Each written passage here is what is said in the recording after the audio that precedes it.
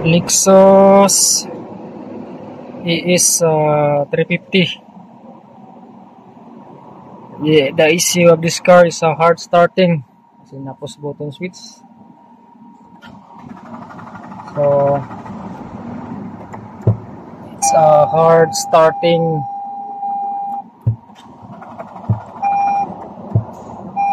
It's not 3 times start and then start. So it's a hard starting issue.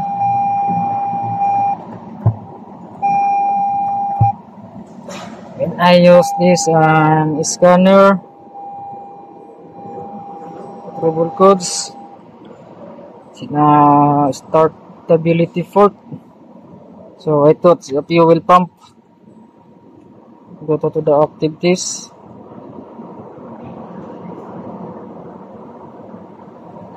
And check the fuel pump speed. And test the off-on fuel pump.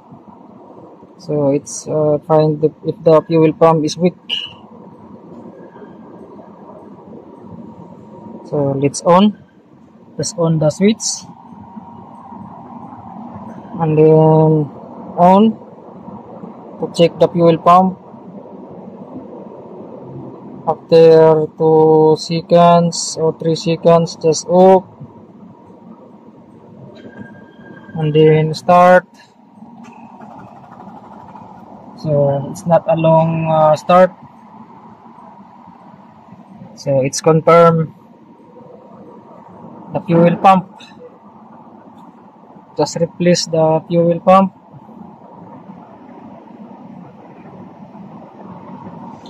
So let's just replace the fuel pump.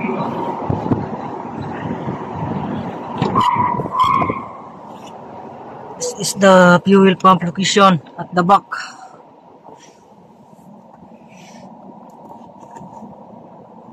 I remove the seat.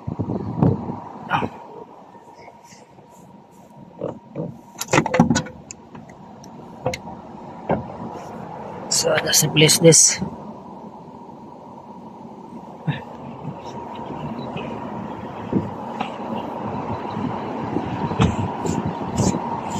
Just switch off.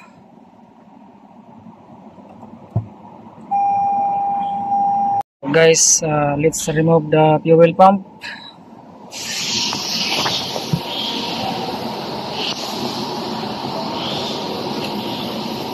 That's engine, the V6 engine.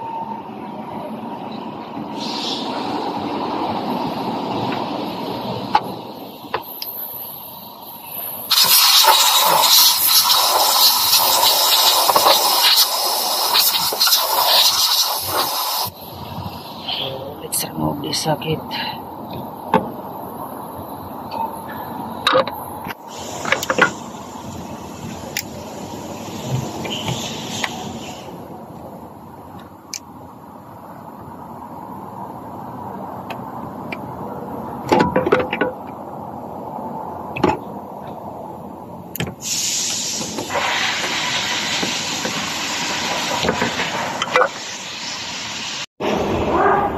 And remove this lock.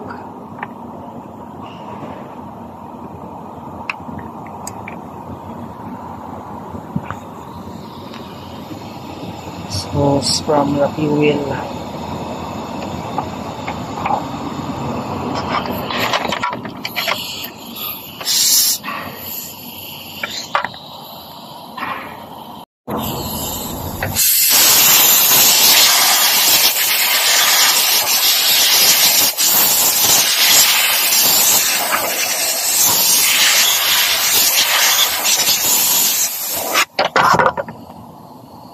Bolt.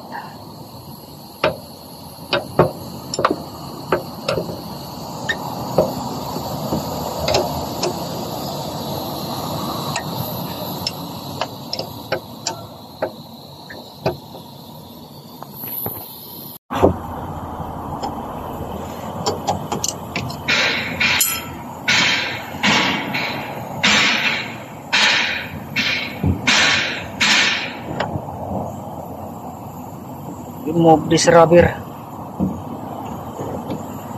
And then there's a hose. This hose. Just remove this hose. That's an hose. So this is the fuel pump.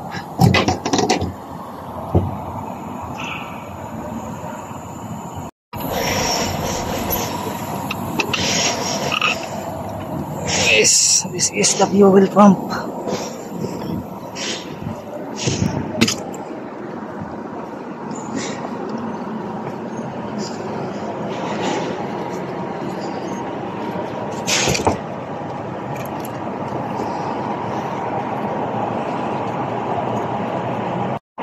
So this is the new.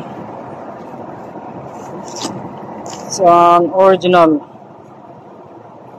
from Toyota Lexus. This is the part number.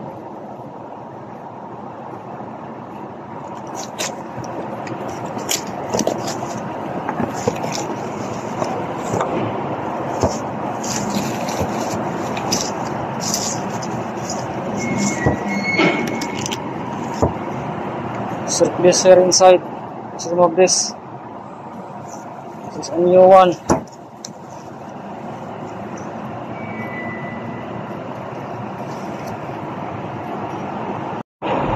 I remove now the fuel pump. This is the old.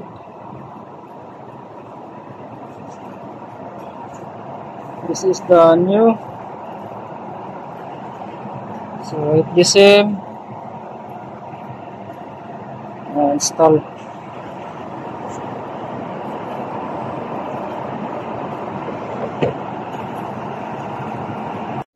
So after I install the new fuel pump, this is the old and the new is here. Let's put it back.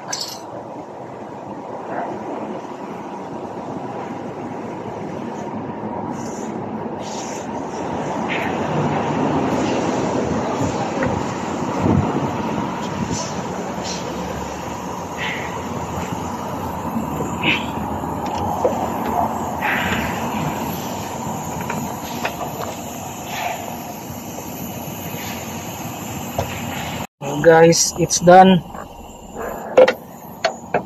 Now let's try to start the car.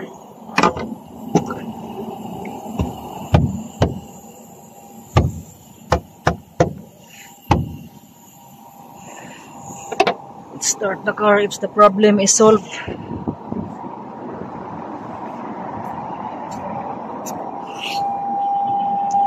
Tapos button switch. So now it's good. It's a one-click start. Before it's a hard starting before I replace the fuel pump. Switch off and then start. Good. So that's it, guys. It's a Lexus ES 350.